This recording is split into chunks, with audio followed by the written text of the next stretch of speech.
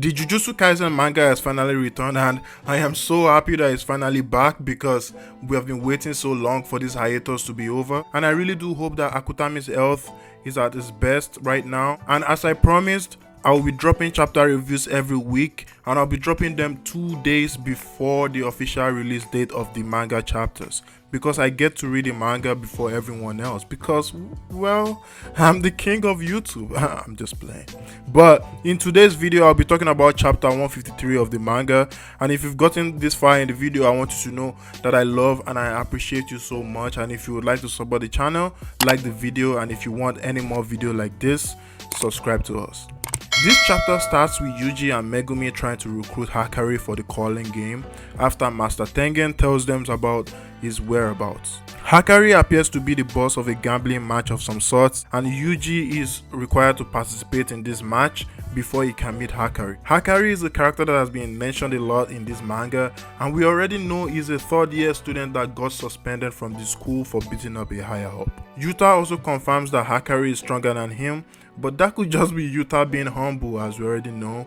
However, that gives us a good evaluation of how strong Hakari might be. Megumi and Yuji appeared at the location, but before that, they had to take off their Jujutsu High uniform because Megumi mentions that Hakari might run away if he finds out that they are from the Jujutsu High. They arrive at the location, which is some sort of underground fight club for Jujutsu sorcerers, and they meet two guards at the door who appear to work for Hakari. Megumi puts off a guise to try and get in the gambling match as a fighter by saying that he wants to fight just to get money, and apparently one of the fighters went missing, so Yuji is chosen instead of Megumi. It also appears that Hakari was watching them through the security cameras, and then he called one of the guards on the phone to not allow Megumi in because he doesn't like Megumi, apparently. I'm not sure exactly why, but it might be something that will be revealed later in the story. But this also goes in Megumi's favor because apparently using curse techniques are not allowed in this fight, and we already know Yuji is better than Megumi in hand-to-hand combat, so Yuji is the perfect fit for the plan after all. So the plan is that Yuji will investigate from the inside and Megumi will investigate from the parking lot, which is outside. Later, Yuji asks one of the guards about how he could meet his boss, aka Hakari, and the guard said that if he wins the fight, he might get a chance to meet Hakari if Hakari is impressed with his performance. Fast forward to the fight, Yuji's opponent is announced and it turns out to be Panda. This part was so funny because I did not expect that. It caught me off guard. After this, we got to see Hakari for the first time and he was watching through the cameras, and oh my god, does he look like a boss? You know, with the way he's sitting down and then he has his girl right next to him, and like, he just looks so cool. And his girlfriend asks him why like the spectators are not excited about the fight, and then he explains it's because it's boring to know the outcome of a fight before it even begins, considering that Yuji is unknown to the outside world and there's not a lot of unknown sorcerers stronger than Panda, so everyone thinks that Panda is gonna win automatically.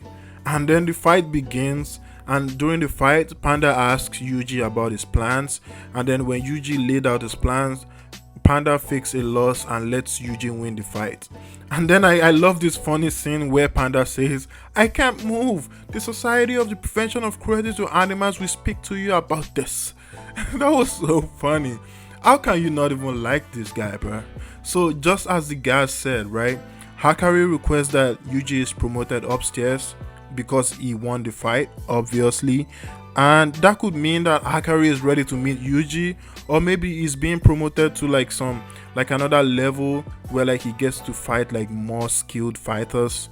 I guess we will know in the next chapter. And then we also got to see that Megumi has infiltrated the building from the outside as planned, and Hakari suspects that Megumi might still be lurking around, so he sends his girlfriend, who is said to have troublesome curse techniques, to handle Megumi. Then the chapter kind of ends there. Let me know what you thought about this chapter, because I liked the fact that Jujutsu Kaisen has finally slowed down its pace with this chapter because of how fast things were going with the Maki Zen chapter. You know, like everything went from going so slow to Maki Zen turning to Itachi and it's almost killing almost everyone in the Zen clan. I also like the fact that we are seeing a new environment in Jujutsu Kaisen, and what I mean by that is that we get to see the outside world other than just Jujutsu Eye Sorcerers and the courses, you know. We get to see like what's going on outside, you know, course users, like normal human beings, and just stuff like that, you know. If you've gotten this far in the video, I want you to know that I love and appreciate you once again. And if you would like to support the channel, like the video. And if you want weekly Jujutsu Kaisen reviews just like this, which is also always 2 days early before everyone else and before the chapter officially drops, subscribe to us. It's Brain the African Weeb. See y'all in the next video. Okay, bye.